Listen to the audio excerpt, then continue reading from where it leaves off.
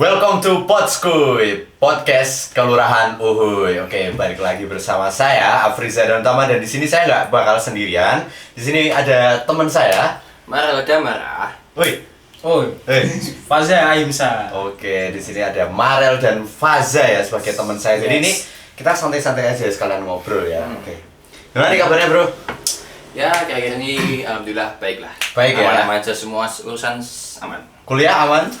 Ya, aman. Aman. Gimana, Bro? Aman sih, lancar-lancar ya. Ada urusan-urusan lain juga. Oh. Lancar. Masa? Iya dong. Oke. Oke, jadi di podcast kali ini ya teman-teman, kita tuh bakal membahas nih mengenai penipuan ya. Penipuan di mana kan sering banget nih kita melihat penipuan-penipuan ini. Nah, kalau kamu pernah nggak merasa tertipu gitu? Tertipu dalam hal apa dulu nih? Cewek. Aduh. Cerita lagi tuh. Tipu daya, tipu daya. Ya, kalau penipuan itu sebenarnya saya pernah, Pak. Hmm. Jadi entah itu penipuan dalam pertemanan atau mungkin dalam berniaga, jual beli. Jual beli. Wah. Terlebih dalam sekarang kan kalau online shop itu kan banyak penipuan. Tapi ya bodohnya saya juga pernah ketipu waktu itu. Oh, online shop ya berarti ya? Online shop saya sering ketipu. Nggak sering sih, pernah waktu itu ketipu. Pengen tahu nggak? Apa? Nah, itu saya pernah ketipu. Dulu kan ada konser Konser. tuh. Kuisternya itu ada 4, kalau nggak salah tuh ada 4. 4. Siapa itu? Ada lah pokoknya band-band ternama itu. Nah kan aku pengen banget tuh lihat itu. Cuman kalau lihat di itu kan biasanya kan kalau beli tiket bawa tiket ya. Bawa tiket tuh banyak orang langsung beli dalam satu waktu. Dan itu kebetulan saya kehabisan waktu. Saya nggak sempat beli. Kehabisan tiket juga ya? Tiket. Tiga juga. Itu saya iseng-iseng cari calo di salah satu aplikasi. Calo? Sosial media gitu kan. Saya lihat di akunnya tuh, oh ini kayaknya akunnya emang jual-jual tiket kayak gitu. Cuman saya lihat lagi, ada nih tiketnya yang saya pengen tuh. Terus saya klik kan, wah harganya juga lebih murah, justru malah lebih murah. Nah, Secara price itu tertarik ya, Ya. sih ya kalau harga murah gitu. kan harganya katakanlah yang awalnya itu 150, udah jadi 100.000. 100.000. Dan Wah. mungkin saya gampang tergiur waktu itu. Saya nggak lihat akunnya tuh kayak gimana, terpercaya atau enggak, saya beli langsung. Saya beli, saya sudah data pribadi, kemudian saya transfer, saya hubungi dulu, terus saya transfer, jebret, ya kan? Katanya disuruh nunggu dulu nanti ada email masuk. Oh ya, biasanya Nah, masuk ya, kalau masuk masuk gitu kan. kan. Terus dalam 1 kali 24 jam, kok nggak ada email? Nggak ada email? Sama sekali nggak ada yang masuk emailnya. Ah. Saya hubungi lagi itu pihaknya, ternyata nggak dibalas sama sekali, nggak digubris sama sekali gitu. Di ghosting ya? Di berarti? ghosting. Di ghosting. Nah, Saya itu. di ghosting sama calo. Itu Aduh. udah hampir semingguan saya tunggu nggak ada, terus saya cari tuh, itu tuh sebenarnya akunnya kayak apa sih? Saya cari di situ, terus saya cari di aplikasi lain yang burung biru itu aplikasinya. Burung biru. Nah itu. Oh, iya. Itu trending ternyata. Nah ternyata saya telusuri lagi, oh emang akun ini tuh banyak menyerang kasus-kasus penipuan. Kasus-kasus Trending penipuan. waktu itu. Wah, saya merasa ketipu ya, akhirnya saya sadar bahwa berarti beneran saya ketipu. Berarti ketipu? Mm-mm. Berarti emang banyak sih kasus-kasus yang kayak calo gitu ya? Kalau kamu sendiri pernah nggak? Dalam penipuan ya, dalam itu berniaga tuh pernah juga. Pernah juga? Pernah juga. Berarti kalian ini pernah ditipu? Korban penipuan ya. Korban penipuan. Saya kesel ini penipuannya yang ini. Kenapa tuh? Ya itu saya beli ini kan produk apa namanya? Wajah gitu kan. Oh, skincare.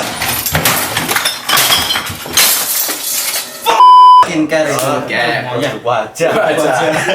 Skincare itu tuh Betul. saya ketipunya bukan dalam transaksinya ya kayak Mas Marel tadi gitu ya. Tapi saya ketipu dengan produknya itu.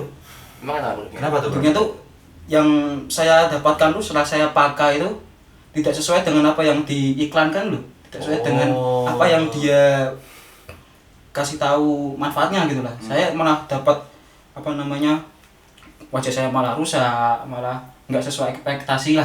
Kalau saya dapatkan kalau mau dapetin itu loh. Berarti mereknya itu. ketipunya tuh gara-gara iklan ya kemungkinan ya? Nah iya. Tapi kalau dalam segi harga itu gimana? Apakah itu Harganya terjangkau atau lebih murah atau gimana? Ya itu sih, dari harga juga terjangkau ya, dari yang lain-lainnya ya. Sama berarti ya. Terjangkau sih. Ya, Berarti dengan kesimpulannya kalian tuh kayak tergiur harga ya, padahal Nah. secara kualitas belum tentu gitu. Nah, Kalau sepengetahuanku itu tuh ada di Undang-Undang Nomor 8 Tahun 1999. Bagaimana dijelaskan mengenai perlindungan konsumen. Jadi di perlindungan konsumen ini, konsumen adalah setiap orang yang memakai barang atau jasa yang tersedia dalam masyarakat, baik itu masyarakat dalam kepentingan sendiri, keluarga maupun orang lain. Jadi di dalam sini itu tuh udah dijelasin semua pengertian perlindungan konsumen, dari mulai dari hak konsumen. Hak konsumen tuh kayak mungkin kita tuh memiliki hak untuk mengetahui atau gimana sih benefit atau keuntungan ataupun apa yang dampaknya gitu loh. Terus yang kedua ada hak dalam memilih barang. Nah, ini kadang-kadang tuh orang tuh kayak salah gitu loh dalam memilih barang. Kadang orang tuh lihat harganya wah murah nih, tapi ternyata kualitasnya nggak sesuai. Ya kan sama nih kayak si tempat si Faza tadi kan. Iya itu. Apalagi muka kan itu sangat berpengaruh banget Krusial ya. banget, Krusial banget. sosialisasi. Kan kuliah bintil-bintil kan. Presentasi jadi nggak pede. Wah, minum kopi kok.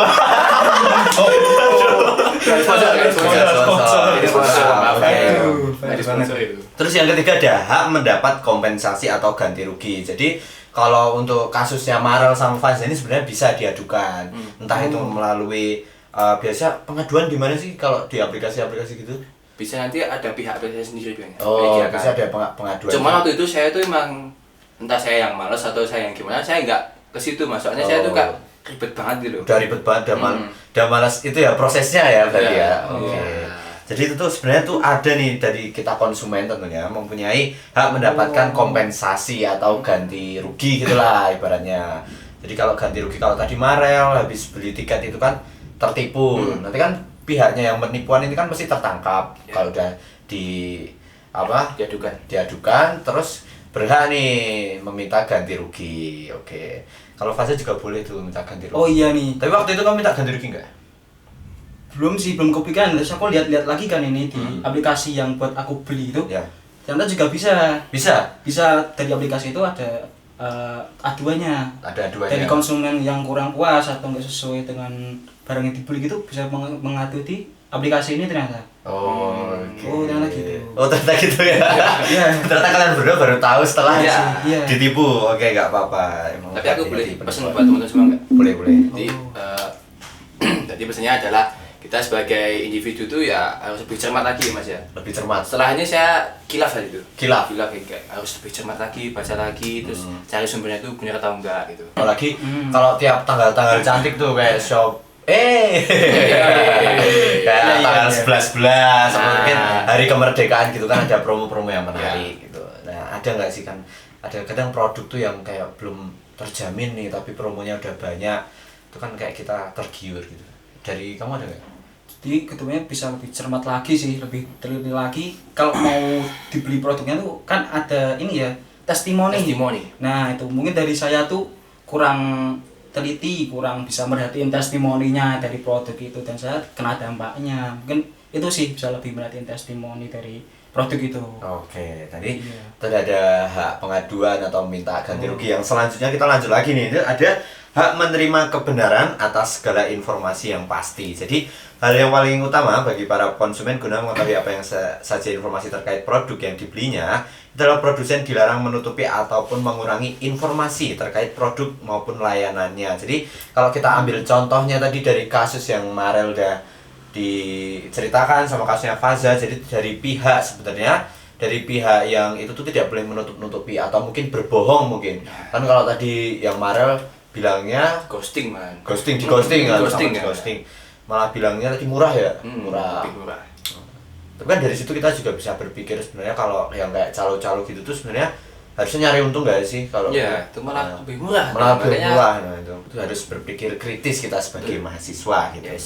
Dan juga tadi yang topnya Faza ya. Nah, itu juga ada hikmah. Jadi kesimpulan yang dapat kita dapatkan pada podcast kali ini yaitu kita tidak boleh ceroboh. Yang pertama. Ya. Yang kedua apa?